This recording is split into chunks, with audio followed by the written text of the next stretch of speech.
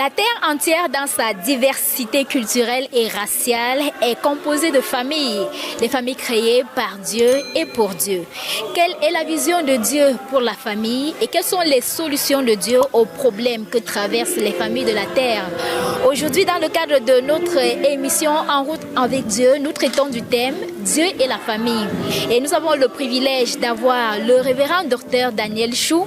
Il est chef de famille, serviteur de Dieu et conseiller matrimonial. Alors, révérend docteur, bienvenue une fois de plus sur le plateau En route avec Dieu. Merci beaucoup, Dorcas. C'est un grand plaisir pour moi d'être là. Comment allez-vous? Ah oui, par la grâce du Seigneur, je veux trop bien, mieux que je le mérite. Et la famille aussi. Et la famille, par la grâce du Seigneur, le Seigneur m'a donné une merveilleuse femme et 4 enfants vraiment qui sont en train d'évoluer favorablement avec le Seigneur. Et nous rendons compte, nous rendons grâce au Seigneur pour tout ce qu'il nous a fait. On ne peut même pas le remercier assez. Alléluia. Et ces bienfaits vont continuer davantage à couler dans le cadre de cette émission avec les conseils que vous allez donner à nos nombreux téléspectateurs. Alors, révérend, dites-nous quelle est votre conception à vous de la famille? Oui, vraiment, de cas, ma conception ne compte pas. C'est la conception de Dieu. C'est Dieu l'auteur du mariage, l'auteur de la famille. Et vous savez, Dieu a voulu combler une vide dans la vie d'Adam. Dans l'histoire de la création, dans le chapitre 2, vous voyez à partir du verset 15, Dieu a demandé à Adam de nommer les créatures, il les a nommés tous, mais finalement Dieu dit qu'il n'y a pas de partenaire pour Adam. Donc Dieu a donc décidé de créer un compagnon, un ami, un partenaire pour Adam. Donc Dieu est le créateur du mariage. Et donc pour moi, vraiment c'est la selon moi, c'est la meilleure chose que Dieu a créée, parce que quand je vois ce que ma femme m'apporte, ce que les enfants nous apportent, le bien-être, l'amour, la solidarité, l'ambiance, je crois vraiment que c'est la meilleure chose que Dieu a créée, le mariage. Oui, le mariage est le point de départ de la famille. Très intéressant de le savoir. Alors, révérend, et quelle place la famille occupe aux yeux de Dieu s'il a tenu à mettre cette institution, à créer cette institution? Quelle est cette place qu'elle occupe aux yeux de Dieu? Effectivement, quand vous comprenez quelque chose, Dorcas, quand Dieu a voulu donner le travail, il a donné à Adam. Adam était seul. Il lui a donné le travail dans Genèse chapitre 2, verset 15. Mais quand Dieu a voulu donner le ministère, pour que l'homme s'occupe de sa création, pour que l'homme domine sur tout ce qu'il a créé, il n'a pas donné ça à Adam, il a donné ça à la famille. Donc ça vous fait comprendre que Dieu attache une importance capitale au fonctionnement de la famille. Donc c'est la famille qui est en quelque sorte la représentation de Dieu sur terre pour s'occuper de tout ce qu'il a créé. Donc le ministère, c'est pour la famille, mais le travail, c'est pour un homme. Et puis l'accouchement, c'est pour la femme. Mais pour la famille est le représentant de Dieu sur terre, parce qu'ils sont là pour accomplir la volonté de Dieu. Je veux dire par là que si vous êtes marié et que vous n'êtes pas en train d'accomplir la volonté de Dieu dans votre mariage, ça veut dire vraiment que vous avez raté votre mariage. Il est très important de se rassurer qu'on accomplit la volonté de Dieu dans son foyer, dans sa famille. Alors, ces familles, on va dire sur le plan global, rencontrent des problèmes. Révérend, quels sont ces problèmes que vous avez eu déjà à noter dans le cadre de votre ministère auprès de ces familles? Oui, il y a énormément de différents types de problèmes. Et je vais juste citer pour mémoire 3 types de problèmes. Il y a d'abord les problèmes entre le mari et la femme. Donc les problèmes de couple, il y en a plein aussi. Il y a les problèmes entre les parents et les enfants.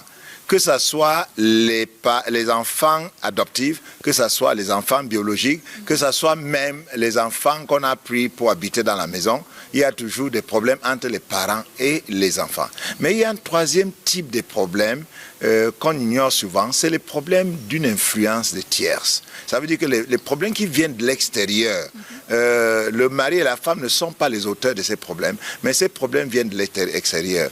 Et nous avons compris dans notre recherche et dans notre enseignement que ces problèmes sont de deux ordres. Il y a des problèmes d'origine humaine, donc c'est la belle famille, c'est les amis, c'est des personnes, mais il y a des problèmes d'origine spirituelle.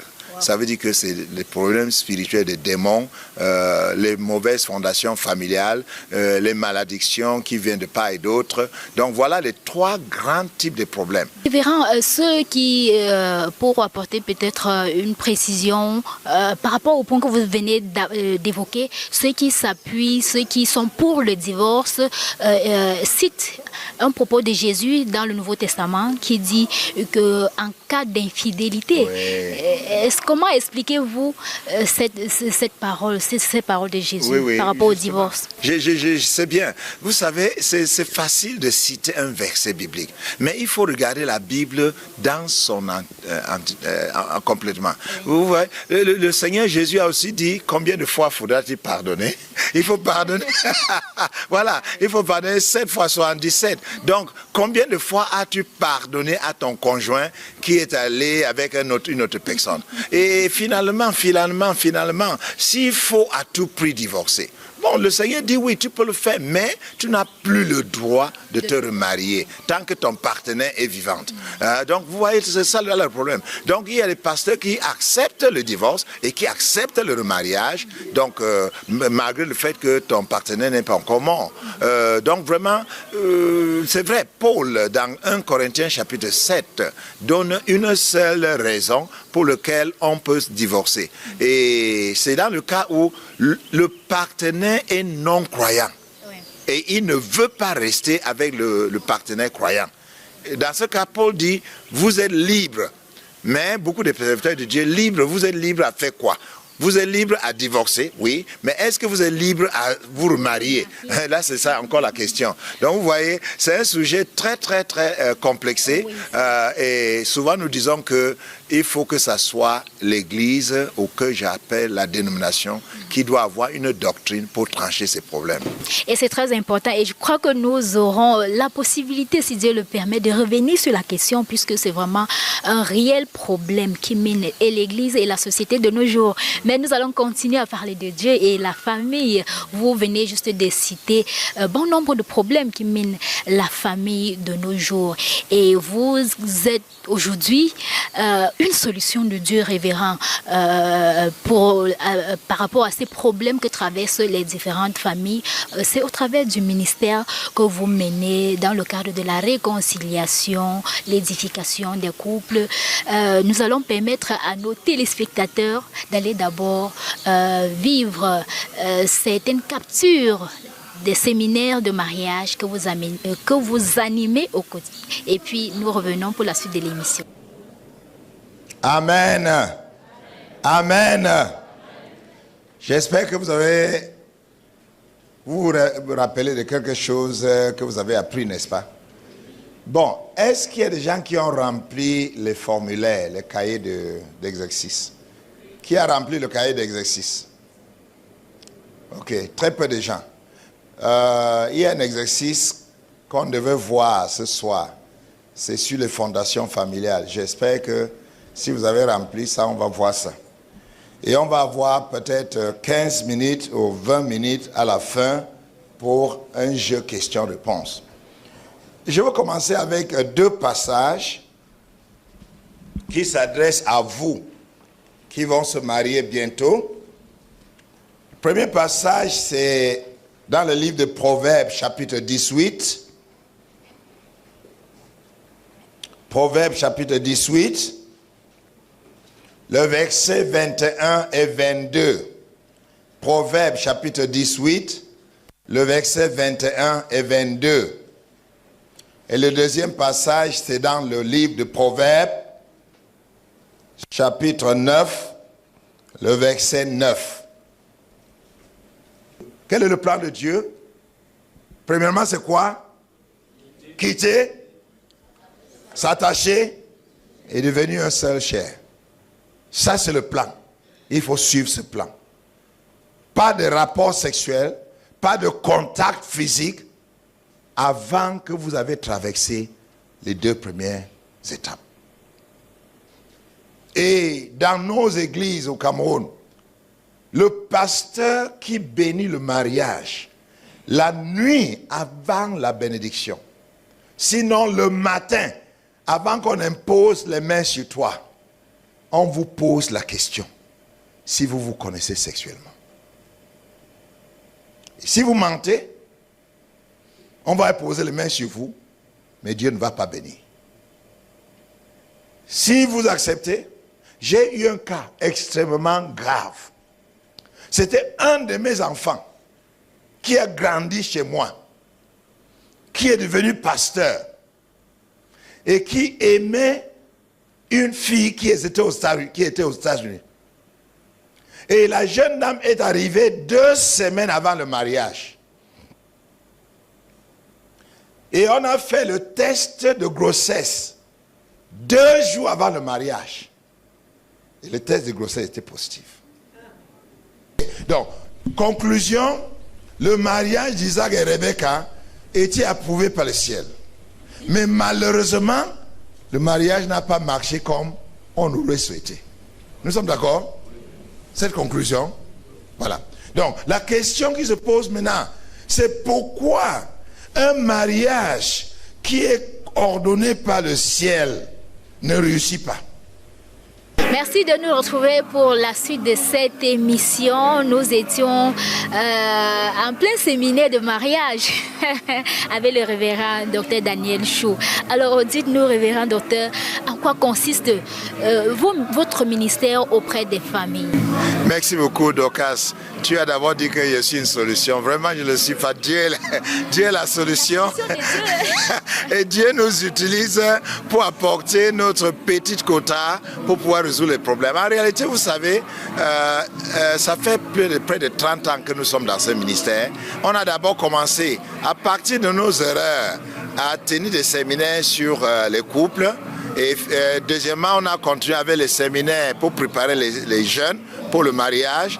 Troisièmement, on a vu qu'il y a des problèmes qui viennent de l'extérieur, comme je venais de dire. Donc on a commencé les séminaires des fondations familiales et de la délivrance. Et aujourd'hui, nous sommes à la 4e étape de notre ministère. Et il s'agit de former les conseillers matrimoniaux. Donc depuis une dizaine d'années, nous avons établi un programme où nous formons les conseillers matrimoniaux en 4 étapes. Première étape, c'est le conseiller prénuptial.